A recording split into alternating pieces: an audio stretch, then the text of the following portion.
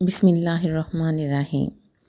वो एक खूबसूरती सी डेकोरेट किया हुआ लाउंज था जिसमें रात के खाने के बाद सब लोग बैठे चाय के साथ गपशप कर रहे थे।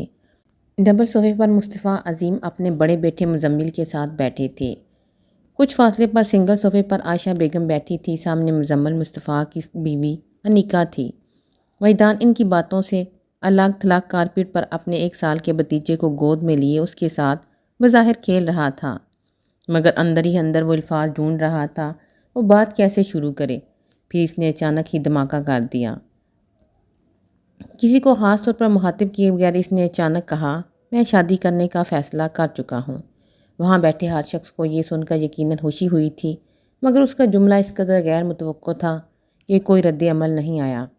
मुस्तफ़ा अज़ीम हैरत से संभल कर बोले, हमारे लिए तो ये खुशी की खबर है, मगर जो तुमने ये सिलसिला शुरू कर रखा है उसके बाद यकीनन लड़की उसके घर वालों के लिए साल की सबसे बड़ी खबर होगी। अब्बू, आई एम सीरियस। उनके मजाक पर संजीदगी से बोला। इवन आई एम सीरियस सन। उन्होंने यकदम संजीदा होकर कहा, मैंने कभी अपने बेटों से लापरवाही और गैर जिम्मेदारी की उम्मीद नहीं रखी, और तुमसे तो बिल्कुल भी नहीं।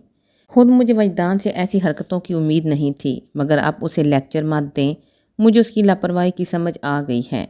आशा मुस्तफ़ा ने अपने शौहर को बेटे की क्लास देते देख कर टोका। फिर मायनी हेज जी से बोली, गलती वजदान की नहीं मुस्तफ़ा साहब, बल्कि मेरी और आपकी है। बेटा जवान हो गया है और उसे खुद बताना पड़ रहा है कि शादी करना चाहता है, जबकि ये बात हमारे सोचने की है।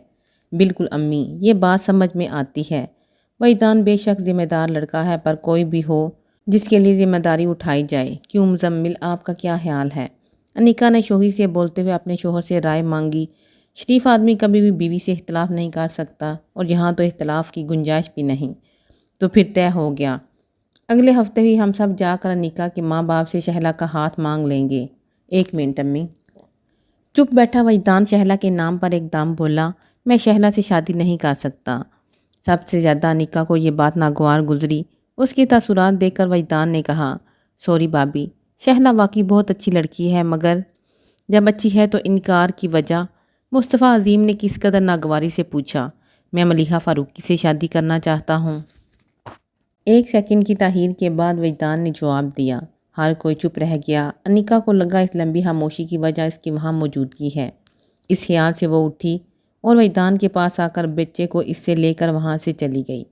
आज की बात नहीं है वजदान, मुजम्मल की शादी के कुछ महीनों बाद अनिका के हिलाक को देखकर मैंने सोचा था वक्त आने पर शहला को बहू बनाकर लाऊंगी, मगर आपकी सोच में मैं कभी शामिल नहीं रहा। मैं तो हैरान हूँ, आपने ना सिर्फ सोच लिया बल्कि भाभी से बात भी कर ली, और मुझे आज पता चल रहा है। वहीदान को वाकई हैरत हुई थी। हमें भी आज पता चल रहा है, वो भी हफ्की से बोली। फिर ख्याल आने पर बोली, और तुम्हें कहाँ मिल गई थी वो, क्या नाम है? खैर जो भी हो, उन्होंने मलिहा का नाम याद करना चाहा, मगर किसी की याद दिलाने से पहले ही इरादा बदल दिया। इनका नाम मलिहा फ़ारूकी है। वहीदान को इनका अंदाज़ अच्छा नहीं लगा, इसलिए मलिहा का नाम बता कर कहा, और मैं इनसे लाइब्रेरी में मिला था। ये सब कब से चल रहा है? मुस्तफ़ा अज़ीम ने बेटे को देख कर पूछा। 3 महीने होने वाले हैं। आशा बेगम को एकदम से ख्याल आया। अच्छा, तो इतने महीने से जो तुम सारे काम धंधे छोड़ कर न जाने कहाँ फिरते रहते हो, इसकी वजह वो लड़की है। जी, उसका लहजा अब भी मुतवाज़न था। बहरहाल तुम्हारी शादी शहला से होगी, उन्होंने फ़ैसला सुनाते हुए कहा। मगर मैं मलिहा से शादी का फ़ैसला कर चुका हूँ। आशा बेगम ने सुना तो भड़क गईं। हाँ, अब यही सुनना बाकी रह गया था। ठीक है, खुद ही सारे फ़ैसले करो, हमें तुम्हारे बारे में फ़ैसला करने का हक़ ही क्या है? ऐसी बात नहीं अम्मी। वो इनकी नाराज़गी और परेशानी से देख कर बोला। फिर इनके बराबर बैठकर अपना बाजू इनके गिर लपेटते हुए समझाने वाले अंदाज में बोला, आप इनसे मिलेंगी तो आपको बहुत अच्छी लगेंगी। मैं शहला से कई बार मिल चुकी हूँ और मुझे पसंद है। अब आप ज़िद कर रही हैं, वजदान ने थक कर कहा। तो तुम क्या कर रहे हो? वो बोली, मोहब्बत। इसने एक लफ्ज़ कहकर बात पूरी कर दी, उठकर चला गया। सुना आपने मुस्तफ़ा अज़ीम, आपका बेटा क्या कह कर गया है? अपने शोहर को चुप देखकर वो बोली। वो कुछ सोच रहे थे, इनकी तरफ चौंक कर देखा और बोले, मुझे लगता है आयशा तुम्हें बेटे की बात मान लेनी चाहिए। ऐसे कैसे मान लूँ? वो फुदकी। क्या हर्ज है? वो इनके फुदकने पर बोले, اس گھر میں شہلا بہو بن کر آئے یا ملیحہ ہمیں کوئی فرق نہیں پڑے گا، لیکن وجدان کو فرق پڑے گا، ہر زندگی تو اسے گزارنی ہے۔ اور انیکا، کیا اسے فرق نہیں پڑے گا؟ اس کی چھوٹی بہن دیورانی بن کر اس گھر میں آنے والی تھی، اب کوئی اور آئے گا تو کیا اسے برا نہیں لگے گا؟ میرے کہنے پر وہ اپنے ماں باپ سے بات بھی کر چکی ہیں۔ اب تک چپ مزمل ان کی بات پر پریشان ہو کر بولے، امی آپ کو اس بات کو اس حد تک بڑھانے کی کیا ضرورت تھی؟ چلے انیکا تو میری بیوی ہے، لیکن اس کی فیملی کے سامنے مجھے کس قدر شرمندگی کا سامنا کرنا پڑے گا؟ کسی چیز کا سامنا نہیں کرنا پڑے گا۔ میں نے کہہ دیا شہلا اس گھر میں آئے گی تو کہہ دیا، لیکن جو وجدان کہہ کر گیا ہے اس کا کیا؟ بہو کیا سوچے گی؟ اس کی پرواہ ہے بیٹے کا خیال نہیں۔ وہ واضح ملامت کر رہے تھے۔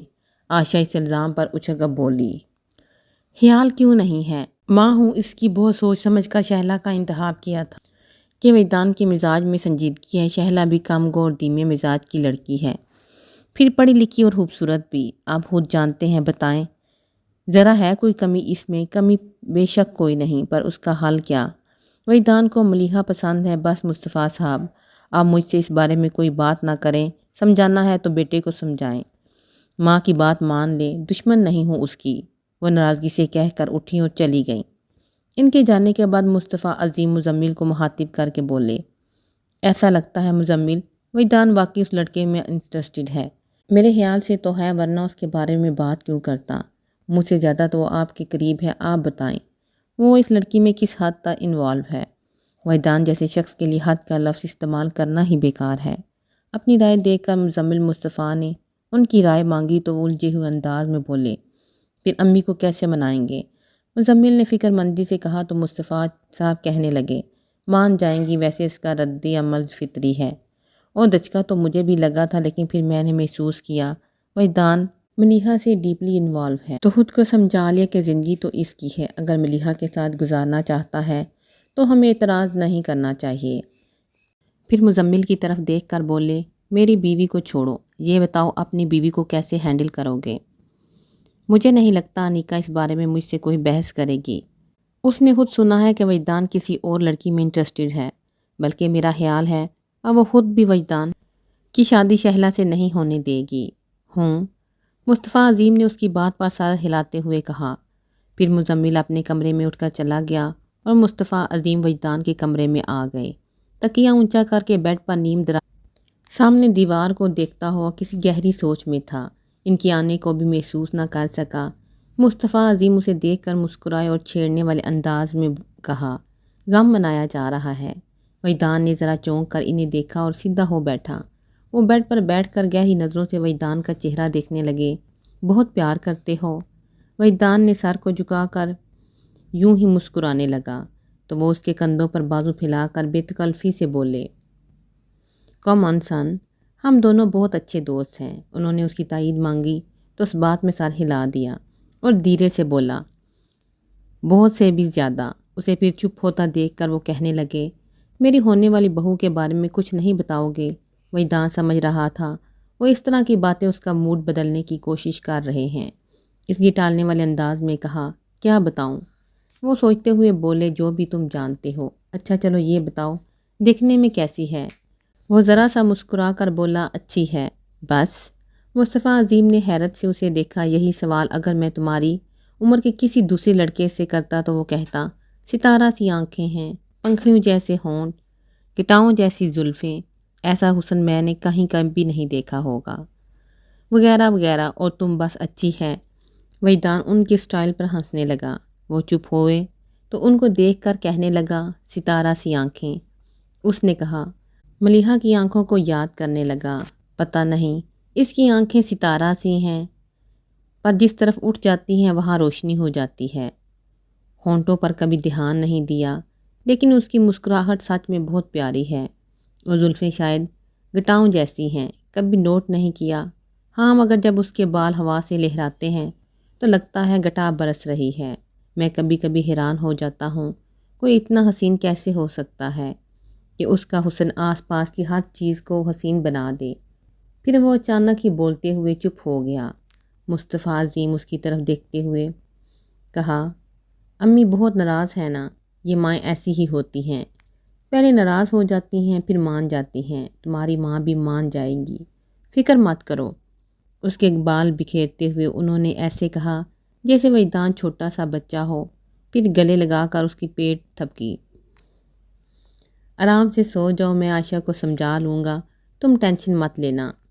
خود سے الگ کر کے انہوں نے وجدان کا ماتھا چوما، پھر جب وہ کمبل میں لیٹ نہیں گیا وہ وہیں کھڑے رہے۔ اس کے بعد لائٹ آف کر کے چلے گئے، مگر وہ کوشش کے باوجود آنکھیں بند نہیں کر سکا۔ حالانکہ مصطفیٰ عظیم سے بات کر کے وہ ہلکا سا ہو گیا تھا، اسے یقین تھا کہ وہ ہر قیمت پر عائشہ مصطفیٰ کو راضی کر لیں گے۔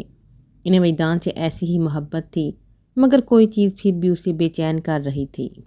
شاید وہ نمکین پانی تھا جو ملیحہ کی آنکھوں سے بہہ کر گالوں سے پھسلتا ہوا گود میں رکھے اس کے ہاتھوں پر بے آواز گر رہا تھا۔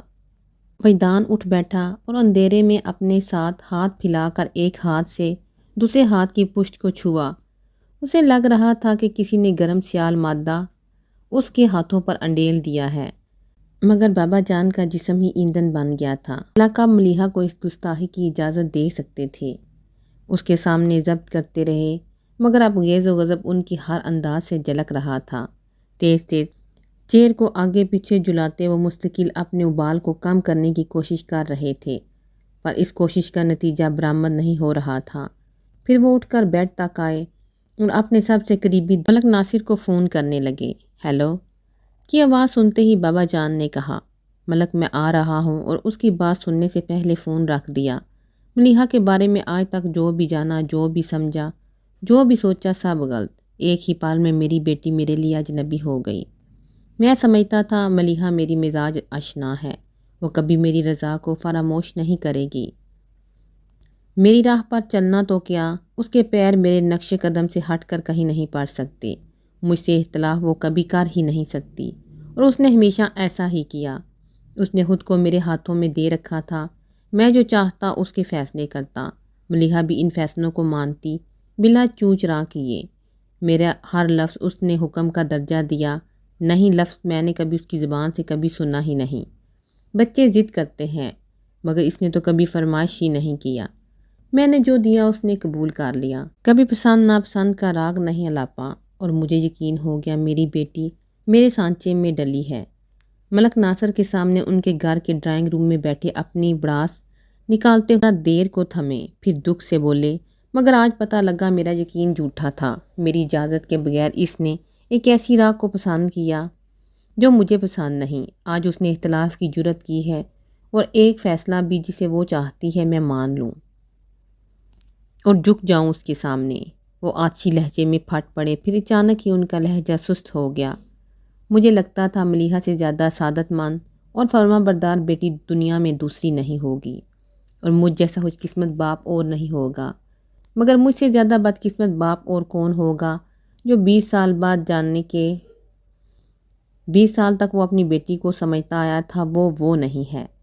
کیا تم اس باپ کی تکلیف سمجھ سکتے ہو جو اپنی ہی بیٹی کو نہ سمجھ پایا ہو؟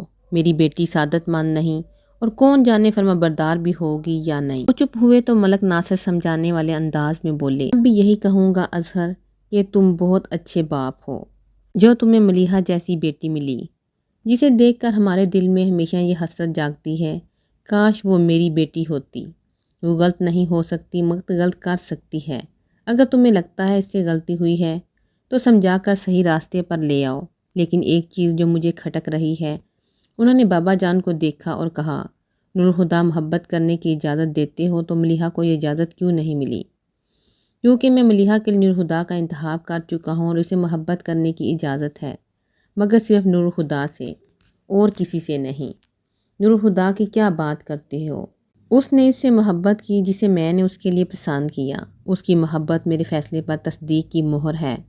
اگر ایسا نہ ہوتا تو کبھی بھی میں اس کی محبت کی پرواہ نہ کرتا۔ ماں باپ کی تابعداری اولاد پر فرض ہے، اور سچ تو یہ ہے کہ اولاد ہونے کا فرض صرف نور الہدیٰ نے نبھایا ہے۔ انداز ملیحہ سے لا تعلقی والا تھا۔ ملک ناصر نے تعصب بھری نظروں سے انہیں دیکھا۔ بیٹی سے اس قدر بھی بدگمان نہ ہو جاؤ مظہر ظلم ہو جائے۔ یہی سوچ کر ملیحہ نے پہلی بار تم سے کچھ کہنا چاہا، ایک بار وجدان سے مل تو لو، پھر جو چاہے فیصلہ کر لینا۔ فیصلہ تو بہت پہلے ہو چکا ملک، اور مستحکم آواز میں بولے۔ ملیحہ کی شادی نور الہدیٰ سے ہوگی۔ میں نے اب تک سوچا بھی نہیں تھا کہ کب، مگر اب میں نے فیصلہ کر لیا ہے۔ اسی جمعے کو ملیحہ اور نور الہدیٰ کا نکاح پڑھا دیا جائے گا، اور وہ لڑکا، دعا کرنا ملک وہ لڑکا کبھی میرے سامنے نہ آئے، ورنہ میں اسے جان سے مار دوں گا۔ اصل قصوروار تو وہی ہے جو میری معصوم بچی کی سادگی کا فائدہ اٹھا رہا ہے، مگر میں ایسا ہونے نہیں دوں گا۔ خوب جانتا ہوں ان راہ چلتے لڑکوں کو اور ان کی سو کالڈ محبتوں کو۔ لڑکیاں ان کے لیے کھلونا ہوتی ہیں، لیکن اظہر فاروقی کی بیٹی کھلونا نہیں ہے۔ جن ہاتھوں نے اس سے کھیلنے کی جرت کی وہ جسم سے الگ ہو جائیں گے۔ ملک ناصر نے سانس بھر کر بابا جان کے تنے ہوئے چہرے کو دیکھا۔ جب سب کچھ طے کر چکے ہو تو یہ غصہ کس لیے؟ ان کی بات سن کر بابا جان کے چہرے کے آپ ڈھیلے پڑ گئے۔ سر کو ذرا سا جھکا کر کن پٹی مسلتے ہوئے انہوں نے سست لہجے میں کہا، مجھے ملیحہ پر اتنا غصہ نہیں آ رہا جتنا اپنے آپ پر۔ جس بیٹی سے کبھی اونچی آواز میں بات نہیں کی، آج کتنی صفاقی سے اسے کہہ دیا کہ مر جاؤ گی تو دفنا دوں گا۔ اتنی بڑی بات پتہ نہیں کیسے میرے منہ سے نکل گئی۔ ملیحہ بھی حیران رہ گئی۔ بھلا کب اس نے میرے سخت لہجے کو سنا تھا؟ کبھی اس نے نوبت بھی تو نہیں آنے دی تھی۔ پتہ ہے وہ رو رہی تھی۔ وہ لب بھینچ کر چپ ہوئے، پھر کہنے لگے، بس ایک بار میں نے ملیحہ کو روتے دیکھا تھا جس دن فریال کا انتقال ہوا تھا۔ وہ ماں کی لاش سے لپٹ کر اونچی آواز میں رو رہی تھی۔ میرا دل بہت چاہا کہ اس کے پاس جاؤں، آنسو پونچھ کر اسے گلے لگا کر کہوں، ماں مری ہے مگر باپ تو زندہ ہے۔ اس طرح رو کر باپ کو تکلیف مت دو۔ مگر کیسے اسے رونے سے منع کرتا؟ اس کا رونا مجھ سے برداشت نہیں ہوا تو کمرے میں بند ہو گیا کہ اس کی روتی آنکھیں نظر نہ آئیں، اس کی بین کرتی آواز میرے کانوں تک نہ پہنچے، اور اس وقت تک کمرے میں رہا جب تک وہ روتے روتے تھک کر سو نہیں گئی۔ وہ رکے اور پھر دکھ سے بولے، اور آج میں نے اسے خود رلایا ہے۔ آج بھی میرا دل چاہ رہا تھا اس کے پاس جاؤں، اسے چپ کرواؤں، مگر آج بھی مجھ میں اتنی طاقت نہیں کہ اس کے آنسو دیکھ سکوں۔ ملک ناصر کو ان کے الفاظ اور ان کے اندر بکھرے بکھرے انداز پر کوئی حیرت نہیں تھی، کیونکہ فریال کے بعد ملک ناصر ہی وہ دوسرے شخص تھے جو اس راز سے واقف تھے کہ باہر سے سخت نظر آنے والے اظہر فاروقی اندر سے بہت نرم تھے۔ انہیں اپنی نرمی کا احساس نہیں تھا۔ کیسر فاروقی پہنچ کر بابا جان ایک پل کے لیے چین سے نہیں بیٹھ سکے، مگر اس کے باوجود وہ اپنے فیصلے پر قائم تھے۔ باقی رات انہیں اپنے فیصلے کو مضبوط کرنے میں لگی۔ نماز پڑھ کر وہ کمرے میں آئے اور دھیرے دھیرے ملیحہ کے کمرے کو جاتی سیڑھیاں چڑھنے لگے۔ دروازہ کھول کر انہوں نے نماز پڑھتی ملیحہ کی پشت کو دیکھا اور وہیں رک کر اس کے فارغ ہونے کا انتظار کرنے لگے۔ ملیحہ نے سلام پھیرا اور کہنے لگے، آج سے 3 دن بعد یعنی جمعہ کے روز تمہارا نور الہدیٰ کے ساتھ نکاح ہے۔ تمہیں جو بھی تیاری کرنی ہے آج اور کل میں مکمل کر لینا۔ بڑا فنکشن نہیں، ننیال والے اور میرے کچھ دوست ہوں گے، شاید کچھ مہمان نور الہدیٰ کے بھی ہوں۔ تم جن کو بلانا چاہو ان ناموں کی فہرست بنا کر میرے کمرے میں لے آؤ۔ اپنی بات کہہ کر انہیں ملیحہ کا چہرہ دیکھنے کی کوشش کی۔ وہ آدھا چہرہ ہی دیکھ پائے، مگر وہ آدھا چہرہ پوری رات کی کہانی سنا رہا تھا۔ بابا جان کے اندر کشمکش کی جنگ چھڑ گئی، مگر وہ اب بھی ہار ماننے کو تیار نہیں تھے، لیکن انہیں احساس تھا وہ کمزور پڑتے جا رہے ہیں۔ اس لیے جب نور الہدیٰ سے بات کر کے وہ اسٹڈی میں آئے تو اپنے لیے فرار کی راہیں روکنے کے لیے عزیزوں رشتہ داروں کو فون کر کے ملیحہ اور نور الہدیٰ کی شادی کی اطلاع دے کر شام میں منگنی کے لیے دعوت دے ڈالی۔ افتخار حسن اس اطلاع پر حیرت سے مبارکباد دیتے ہوئے بولے، مبارک ہو بھائی صاحب، سے یہ خبر غیر متوقع تو نہیں لیکن کافی اچانک ہے۔ آپ کو بھی مبارک ہو، اور شام میں سب گھر والوں کو لے کر آ جائیے گا۔ منگنی کی چھوٹی سی تقریب ہے۔ جان نے دانستہ ان کی اگلی بات انسنی کر دی تھی۔ ضرور، افتخار حسن نے کہا، ابھی کچھ دیر پہلے ملیحہ کا فون آیا تھا، لیکن اس نے نہ شادی کے بارے میں بتایا نہ منگنی کے بارے میں۔ بابا جان چونکے، ملیحہ کا فون آیا تھا، ہاں سمیرہ سے بات ہوئی تھی، اس نے سمیرہ کو فوراً بلوایا ہے، مگر شادی کے بارے میں یقیناً نہیں بتایا، ورنہ سمیرہ ضرور ذکر کرتی۔ ابھی تک آپ کی طرف پہنچی نہیں؟ آخر میں انہوں نے پوچھا۔ راستے میں ہوگی۔ اچھا افتخار، میں فون رکھتا ہوں، باقی سب کو بھی اطلاع دینی ہے۔ جی بھائی صاحب، اللہ حافظ۔ فون رکھ کر بابا جان سوچنے لگے کہ ملیحہ نے سمیرہ کو کیوں بلوایا۔ پھر جب سمیرہ ان کے پاس آئی، ان سے ملیحہ کے ساتھ شاپنگ پر لے جانے کی اجازت مانگی تو فوراً ہی سمجھ گئے کہ ملیحہ نے سمیرہ کو کیوں بلوایا۔ انہوں نے سمیرہ کو اجازت دے دی اور سمیرہ کے جاتے ہوئے انہوں نے ریسیور اٹھا کر ایک نمبر ڈائل کیا۔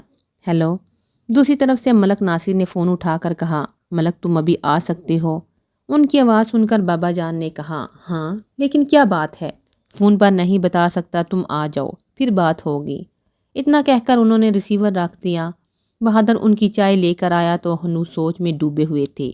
وہ کپ رکھ کر پلٹنے لگا تو بابا جان نے اسے روک کر کہا، بہادر ڈرائیور آ جائے تو اسے میرے پاس بھیجنا۔ جی کرنل صاحب۔ وہ سر ہلا کر چلا گیا۔ ملک ناصر چند منٹوں بعد کیسر فاروقی میں تھے۔ انہوں نے لاؤنج میں سے گزرتے سے اظہر فاروقی کا پوچھا۔ اسٹڈی میں آ گئے۔ بابا جان کے مقابل میز کی دوسری طرف رکھی کرسی پر بیٹھنے کے بعد انہوں نے پوچھا، اب بتاؤ کیا بات ہے؟ ملیحہ وجدان سے ملنے گئی ہے، اور پرسکون لہجے میں بولے۔ ملک ناصر کچھ دیر خاموش رہے۔ پوچھا تمہیں بتا کر گئی ہے؟ نہیں، بس میرا اندازہ ہے۔ غسل بھی تو ہو سکتا ہے؟ ہاں ہو سکتا ہے، مگر اس کا کوئی چانس نہیں۔ ابھی وہ بول ہی رہے تھے، ڈرائیور آ گیا۔ ملیحہ کو لے کر آئے ہو؟ نہیں کرنل صاحب، بی بی لائبریری کے پاس اتر گئی تھی اور کہا سمیرا بی بی کو ان کے گھر چھوڑ آؤ۔ بابا جان ہوں کہہ کر خاموش ہو گئے۔ ملک ناصر نے ڈرائیور سے کہا، تم جاؤ۔ وہ چلا گیا تو بابا جان نے ہلکی آواز میں کہا، میری بیٹی نافرمان ہو گئی ہے، لیکن میں اسے خود سے بغاوت نہیں کرنے دوں گا۔ تو کیا کرو گے؟ ناصر دھیمے لہجے میں بولے، وجدان کو قبول کر لوں گا۔ ملک ناصر کے لیے یہ جملہ اس قدر غیر متوقع تھا کہ وہ حیرت سے بول بھی نہ سکے۔ بابا جان رکے بغیر بول رہے تھے، ملیحہ میری جان ہے، اور کوئی کتنی دیر اپنی جان پر عذاب برداشت کر سکتا ہے؟ اسے تکلیف پہنچا کر رات کاٹنا مشکل ہو گیا تھا۔ ساری عمر اس احساس کے ساتھ کیسے گزار پاؤں گا کہ وہ مری وجہ سے دکھ میں ہے۔ کل وہ بار بار مجھ سے کہہ رہی تھی کہ وجدان سے مل لوں، اور اگر آج وہ وجدان سے ملی تو اسے میرے پاس ضرور لائے گی۔ وہ لڑکا اگر ملیحہ سے اتنی محبت کرتا ہے، اس کا ہاتھ مانگنے میرے پاس آ جائے تو میں بخوشی اس کا ہاتھ ملیحہ کے ہاتھ میں دے دوں گا۔ اور نور خدا، ملک ناصر نے مبہم سا سوال کیا، وہ پہلے کہہ چکا ہے کہ ملیحہ کی مرضی کے بغیر اس سے شادی نہیں کرے گا، اور اگر اسے پتہ چل جائے ملیحہ وجدان سے شادی کرنا چاہتی ہے تو سب سے پہلے وہ ان دونوں کی وکالت کرے گا۔ اسے واقعی کی ملیحہ کا بہت خیال ہے، مگر وہ بدماش تو ملیحہ کی خاطر مجھ سے جھوٹ بولنے سے بھی نہیں چوکتا۔ کچھ یاد کر کے وہ مسکرانے لگے۔ انہیں ایسا لگ رہا تھا کوئی بھاری بوجھ ان کے سر سے سرک گیا ہو۔ وجدان کی صبح بھاری سر کے ساتھ رات نیند بھی بہت دیر سے آئی تھی، اس لیے آنکھ دیر سے کھلی۔ صبح وہ 8 بجے لائبریری کے گیٹ پر ہوتا، آج گھڑی میں 9 بجتے دیکھ کر وہ اچھل پڑا اور بستر سے نکلا، اور چکراتے سر کی پرواہ کیے بغیر 15 منٹ میں تیار ہو کر بائک کی چابی پکڑے وہ نیچے تھا۔ عائشہ بھی اس سے ناراض تھی، پر اسے خالی پیٹ گھر سے جاتا دیکھا تو بول پڑی، جہاں جانا ہے ناشتہ کر کے جاؤ۔ وجدان نے لاؤنج میں رک کر ڈائننگ ٹیبل کی طرف دیکھا۔ امی مجھے دیر ہو رہی ہے۔ دیر آفس کے لیے نہیں ہو رہی جو ناشتے کے لیے 5 منٹ نہ رک سکو۔ جانتی ہوں اسی لڑکی کے پیچھے جا رہے ہو۔ ان سے تو کچھ بولنا فضول تھا۔ ڈائننگ ٹیبل کے پاس آ کر آفس کے لیے تیار ناشتہ کرتے مصطفیٰ عظیم سے کہا، تو بس آج کا دن ہے، کل سے واپس جوائن کر لوں گا۔ آج کیا معجزہ ہونے والا ہے؟ عائشہ نے طنز کیا تو مصطفیٰ عظیم ٹوک کر بولے، بس کرو عائشہ۔ پھر وجدان کی طرف رخ کیا، بیٹے ناشتہ کر لو۔ سوری ابو، میں بہت جلدی میں ہوں۔ پھر اللہ حافظ کہہ کر باہر نکل گیا۔ وہ تیزی سے بائک اڑاتے جا رہا تھا، مگر اس کے خیال کی رو اس سے بھی تیز بہہ رہی تھی۔ کبھی اس کا دھیان ملیحہ کی طرف مڑ جاتا، کبھی امی کی طرف۔ ان کا رویہ وجدان کو پریشان کر رہا تھا۔ مین روڈ پر آ کر ایک کٹ تھا، اس سے سیدھے ہاتھ سے مڑ کر سامنے ہی لائبریری والی گلی تھی۔ وجدان کو اس کٹ سے مڑ جانا تھا، مگر اپنے خیالات میں الجھے ہوئے اسے ذرا آگے جا کر دھیان آیا اس کے کہ وہ اگلے کٹ سے مڑ جاتا۔ اس نے مڑنے کے لیے بائک کا ہینڈل پوری طرح سے گھما دیا۔ رفتار کافی تیز تھی، بائک لہرائی اور سلپ ہوگی۔ وجدان سڑک پر گر کر بے ہوش ہو گیا۔ پل بعد میں وہاں لوگوں کا مجمع لگ گیا، کوئی ایمبولینس بلوانے کی بات کر رہا اور کوئی پولیس کو اطلاع دینے پر زور دے رہا تھا۔ ایک آدمی نے ایک ساتھ دونوں کام کیے۔ اس ہجوم سے کوئی بھی وجدان کے قریب جانے کو تیار نہیں تھا۔ بس ایک شخص نے بڑی احتیاط کے ساتھ اس کی نبض چیک کی اور زندہ ہے کی خوشخبری سنا کر پیچھے ہٹ گیا۔ لوگوں کی نظریں اس کے بے ہوش چہرے پر تھیں۔ جہاں سے ہٹتی تو بائک پر ٹھہر جاتی، جس کا اگلا ویل مڑ چکا تھا، مگر اسی ہجوم میں شامل ایک فقیر کی نظریں بائک سے آگے فٹ پاتھ کے پاس پڑے اس چھوٹے سے بیگ پر تھیں، جس میں وجدان کی شناختی کارڈ، لائسنس کے علاوہ کچھ رقم موجود تھی۔ کچھ دیر پہلے وجدان کی کمر سے بندھا تھا، مگر گرنے کے دوران بکل ٹوٹ جانے کی وجہ سے کھل کر الگ جا پڑا۔ وہ آہستہ آہستہ چلتا فٹ پاتھ تک نے بچا کر وہ بیگ اٹھا کر اس نے اپنے کپڑوں میں چھپا لیا۔ کوئی اندھے فقیر کی مدد کرتا جا بابا کی صدائیں لگاتا لاٹھی ٹیکتا اپنی راہ ہو لیا۔